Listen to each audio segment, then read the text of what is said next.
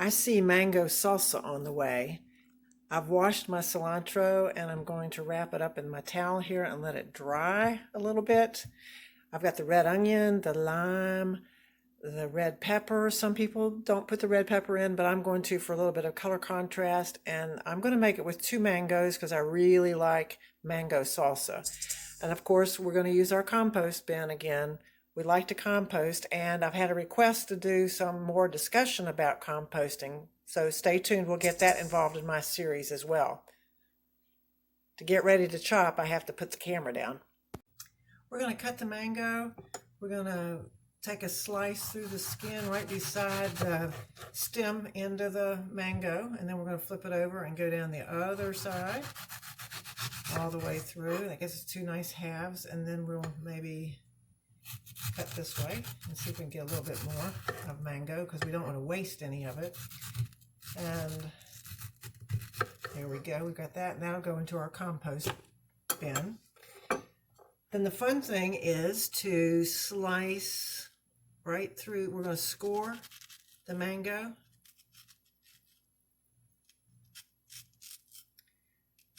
And if you're feeling uncomfortable about that, we can do it this way. You can tell when you're getting close to the skin, but it might be a little safer. And then we're going to take our spoon and just scoop this out. It's already diced, and we'll get these nice little diced pieces and put them in our bowl that we'll be mixing our salsa in. So that's one of them. And we'll be able to score this, score it, score it. Mangoes are so sweet and they're so delicious. And I have found that this recipe is just delightful. And actually, my friend Susan shared it with me. We had a book club one night, and you know how these book clubs have gotten popular. And they served this mango salsa, and I just could not get enough of it. So I had to learn how to do this to my own satisfaction. And then I've made it several times for my friends, particularly when we were on a beach trip. We had a lot of fun having cocktail hour with a little mango salsa. So hopefully you will enjoy this as well. As I finish this up, I'll tune you back in. Fresh red pepper is going to give us a really nice color in our mango salsa. And we'll just open this up and get the seeds out of it. And that worked out rather well. We'll just snip that off here and snip that off there. We put our seeds. And of course, I wash the pepper before I start to cook with it. You never know where the peppers have been in transit because I did not grow this pepper at my house. So I always wash my vegetables. I mix up a little veggie wash with my basic H. And if there are any residues on the outside of my vegetables, that'll sort of take care of that. And if I cut this way, I'm able to get that softer tissue out. You can pull it out with your hands, but your knife will work just as nicely on that as well. And what we're going to be doing is dicing this red pepper and putting it in our bowl. Starting out just with some nice little strips.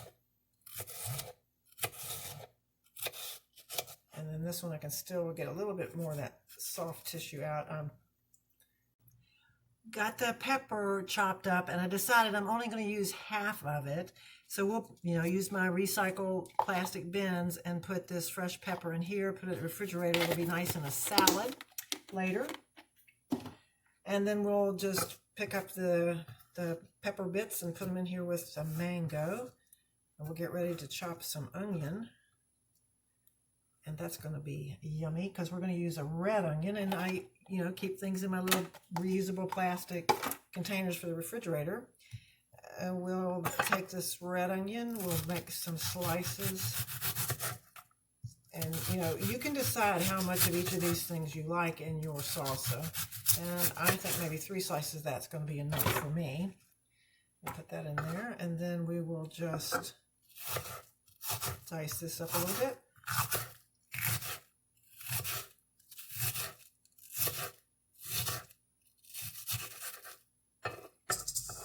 And as we get that chopped, some people prefer to use a blade like this and do the rocking motion. Just depends on how you like to use your knives. We all have our little peculiar idiosyncrasies in the kitchen, and most of you are probably better cooks than me, but hopefully this is reminding you that you like to cook and you like to try new things. and you're having fun watching my crazy experience here. Back to the cilantro. It's been washed and drained.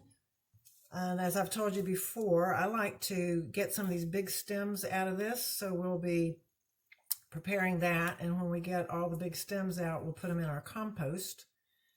And we'll come back and chop all this up. So I'll be working on the cilantro for a minute.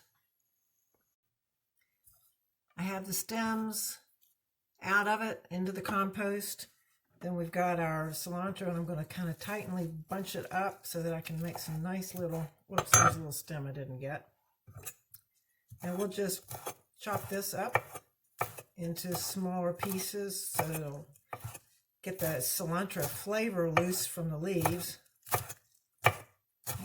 It's going to be really delish. We chop that up. And we can turn that around a little bit and kind of chop some more. All right, and then we'll just put that into our bowl. Then the next thing we get to do is we get to do our lime. So here's our lime, and we'll cut her in half. And then we will use our little wonderful squeezer, put the cut side down, and then get hold of that and hold it over your bowl and squeeze the good juice in there. And I'll be back in just a second. We'll put that other lime in the squeezer, or the other half of it, and we'll squeeze this lime juice into the bowl. Oh. And as I said, we're building up our compost pile over here, which we'll be talking about in another edition of my little experiment. And here is a North Carolina whiz-banger for this salsa recipe that's going to make it taste so good. We're going to put a couple of dashes of the hot sauce in here. And you can use jalapeno pepper if you want to, but I really like having the Texas Pete in here. The pepper sauce from North Carolina. At least I think we claim it. I'd like to think we claim it. And now we've got this wonderful mix. You could put some salt in it if you like to add a little bit of salt for a little kick to your palate, but it's not necessary. And a lot of us have gotten used to not eating quite as much salt maybe as we grew up eating. And if some of these chunks are a little bit big, you can get in there and just slice them up. And I have this nice little bowl of tortilla chips, and I'm going to sample this to see if it's any good. So we'll put a little bit of that on there and see how we did. Crunchy and oh, so good. Oh, mango salsa. Store it in your refrigerator if there's any left over after you serve it. Have fun. Stay tuned for the next episode.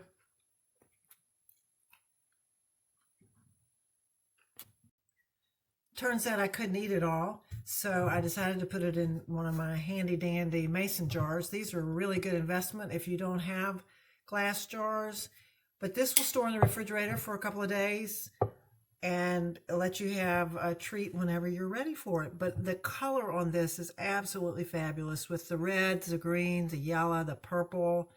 Whole food is good food. Slow food is a good thing to participate in, and your family will enjoy it. And if you don't have a family to serve it to, you'll be the beneficiary. Stay tuned. I love cooking, and I hope you're having fun in your kitchen.